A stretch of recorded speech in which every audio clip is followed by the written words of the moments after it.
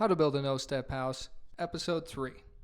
All right, to get our first mark out for our stud for this wall right here, we're gonna come up here, we're gonna find out this won't be exact yet till we have the flooring on and we square our house.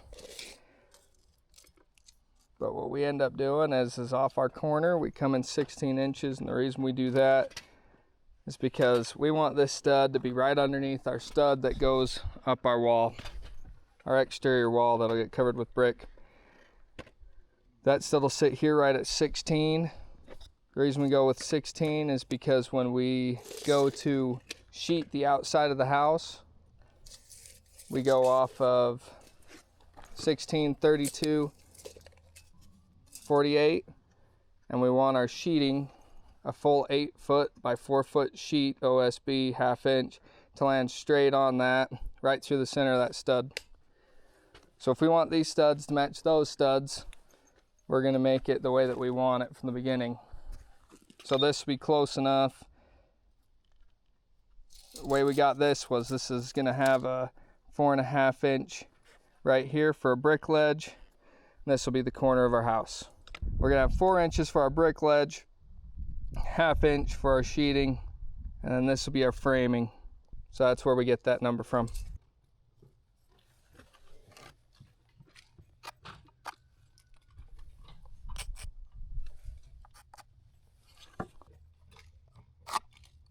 You're going to notice that I butt the end of the tape in right here.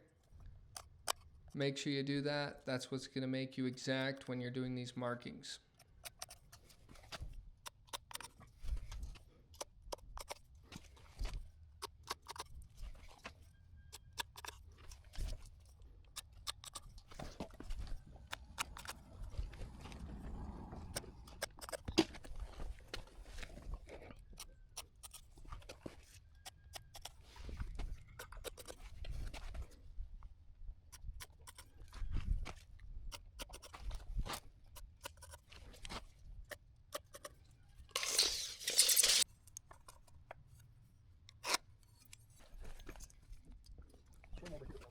Go 1 second. It's my last view.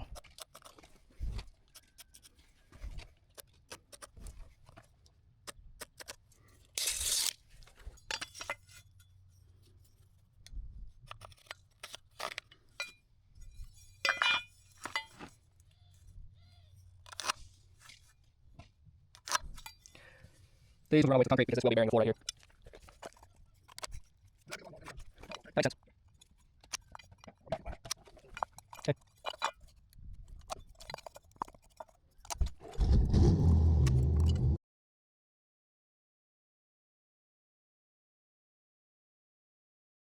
All right, next I'm going to be doing my top plate. You're going to notice put my top plate down. I mark the center of the stud where the top plate will split. Then I mark my top plate. I marked it dead in the center of that stud so that I can cut it there so that I can joint it on top of the stud. Then I ended up getting a measurement and cutting my next top plate to put it in place. I just wanted to show this because this is how we do all of our walls on the main floor and the rest of the house, but we will be doing the rest of these bearing walls a much faster and quicker way that is just as structural. Seems how all these are marked the same. Going off that 16 inch. What we got right here is it's going to be 16. Well, it's going to be 3/4 both directions off that 16. So here's your 16, go 3/4 inch, 3/4 of an inch this way, 3/4 of an inch this way. That's your stud. That's center of layout. This is center of layout, so we're going to go 3/4 of an inch, 3/4. That's your layout. I'll get these marked on the match to be exact.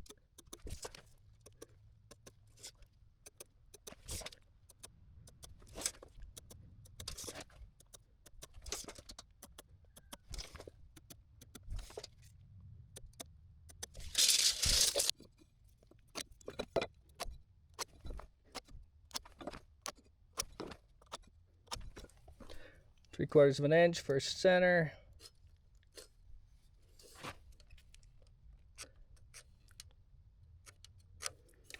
All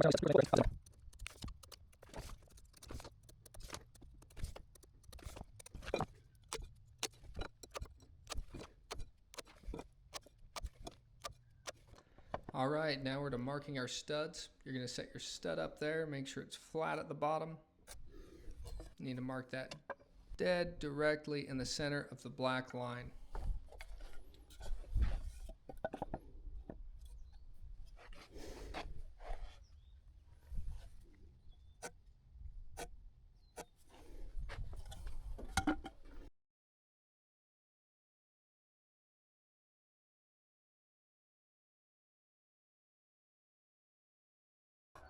Using your square is just as crucial as making your mark that we just made on each and every one of these.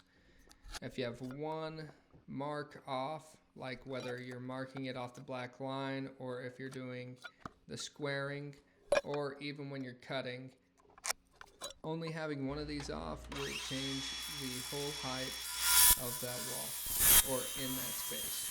And we need this wall to be exact the whole way through. So it's crucial to get these three things perfect. Marking it on the line, marking it with the square, and cutting it exactly on that line.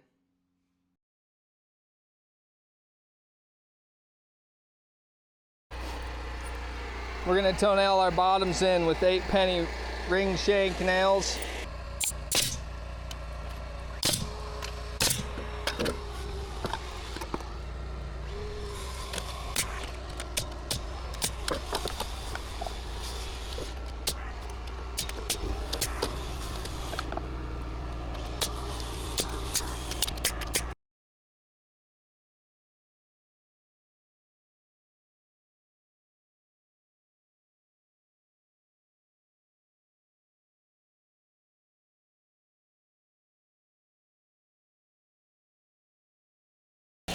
All right, now for our top plate. Just gonna sit down. This will be the face. This is what we all see. We're gonna put these little marks on here so that we know exactly where our studs need to be.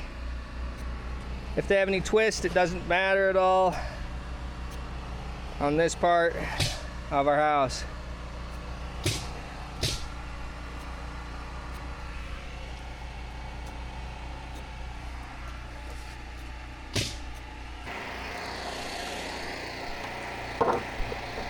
All right, see, here's our stud. These are our marks so we know where our stud's gonna be at. We're just gonna flush that front up, just like we always flush everything. We're gonna switch over to our 16-penny nails, 2 shots in each. Flush that up right there with your thumb. Shoot this back one, don't shoot the front one in case the nail curls. You don't wanna shoot yourself in the thumb or the hand. First shot. I'll come back in the corner once at the very end.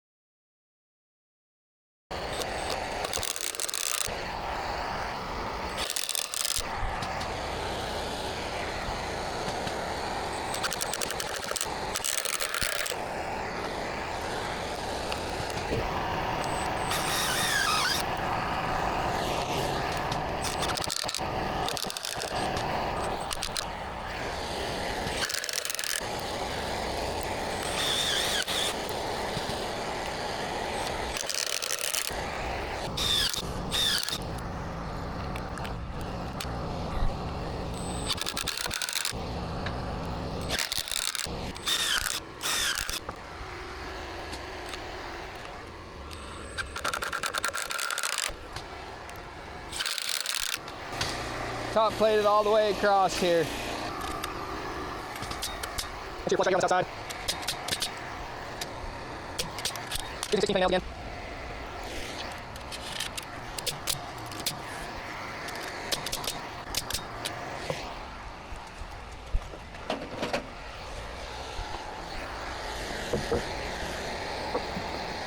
Go, we end up. key with top plate is we're gonna make it so this stays straight by tying it together with a full. You always want to be at least 4 feet away from those joints.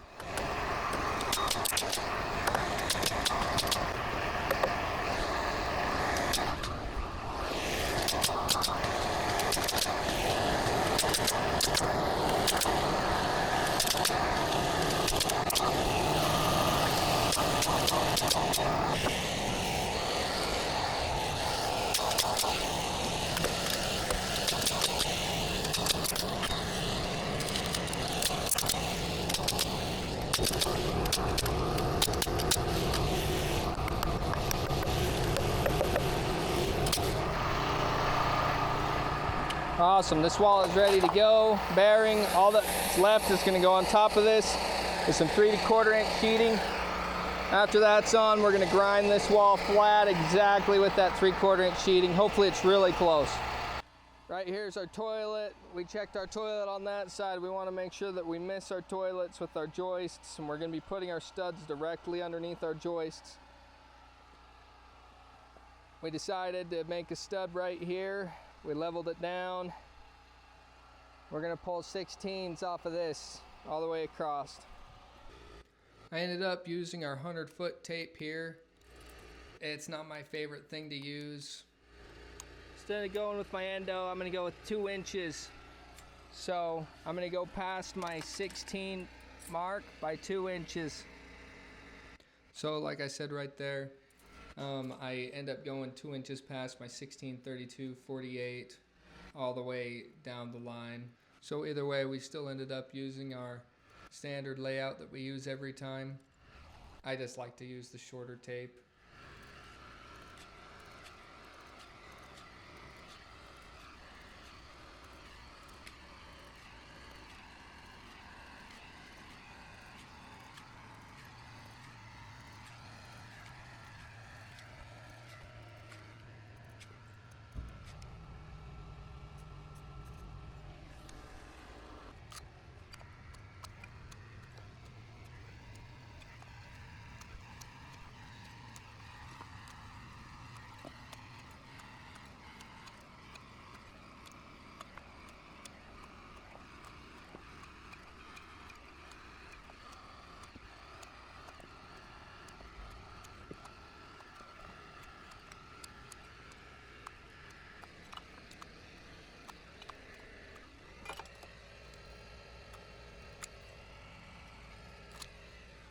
All right, so we're gonna jump ahead here a little bit. I just blew off the green plate, and I'm shooting those studs on right now. Before I obviously did this, I went and I marked them just like the last pony wall. I marked them on that black line. I squared them, and then obviously I cut them. Just shot those all on and threw on our 2 top plate. But now that you've got that back wall finished and ready to go, you're going to be jumping to your front wall. Now's the best time to check your hypotenuse. I'm going to drop a link right here to where you can just click on that and see how we did it. All right, we're gonna get our first stud mark over there on that side. The best way to do this is to level this stud up and pull from the outside corner.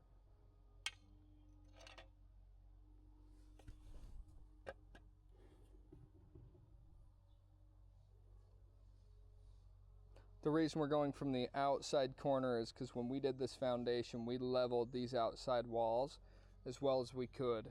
The inside wall could have came in and out just a little bit, but the outside walls were true. Now it's not going to be exactly true, but it's going to be close enough for what we're looking for.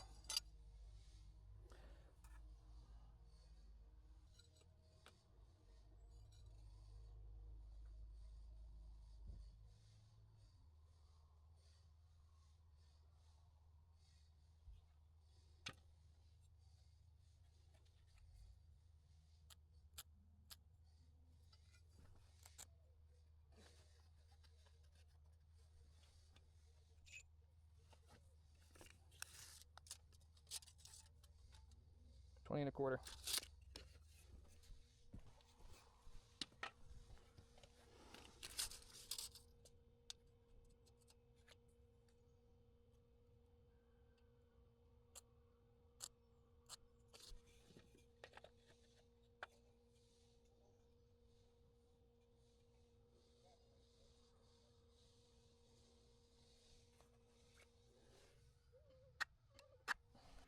Okay, so that's the beginning of our layout for this front wall. We end up doing that exact same thing with where our foundation jogs in a little bit from the garage. And so we get our bearing wall doing that same thing too on the other side. We also end up marking our pony wall that's in the center, our bearing wall that's in the center of this whole house that's gonna lift the joists there. We get that the exact same way as well.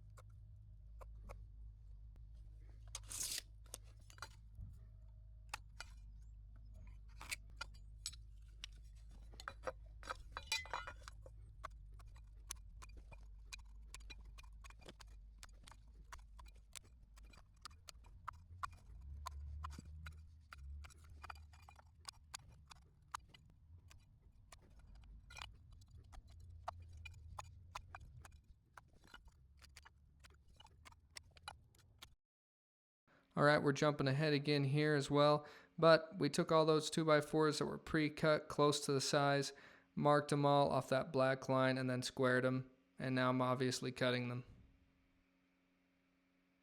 Next, we'll just jump into shooting them all on.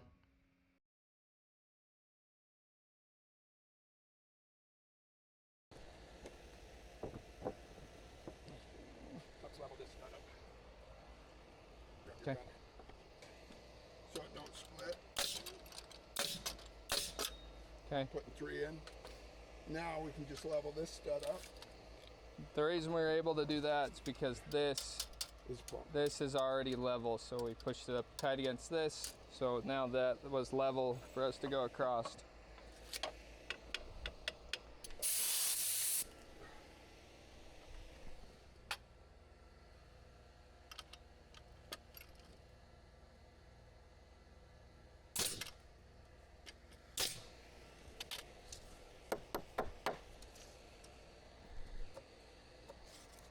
This one's on our layout, so now we can take the rest off of that layout.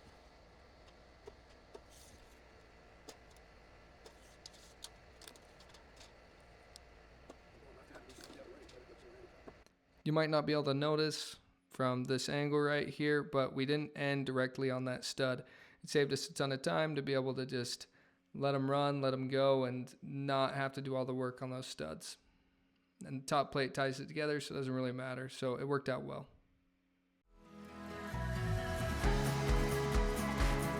So I was able to show you the front walls and the back walls, the walls that the joists actually sit on. Those are the ones we just did. And then I showed you the walls that are going to be sitting on the sides parallel with those joists. Next, we're going to be jumping to this bearing wall. So you'll be able to see that video. I'll either have it linked below or you'll just see it right here. Isn't that nice? Oh, sweet. But first, what you need to do is level all those walls that you just put in and attach them to the concrete so that those will stay sturdy and stay in place.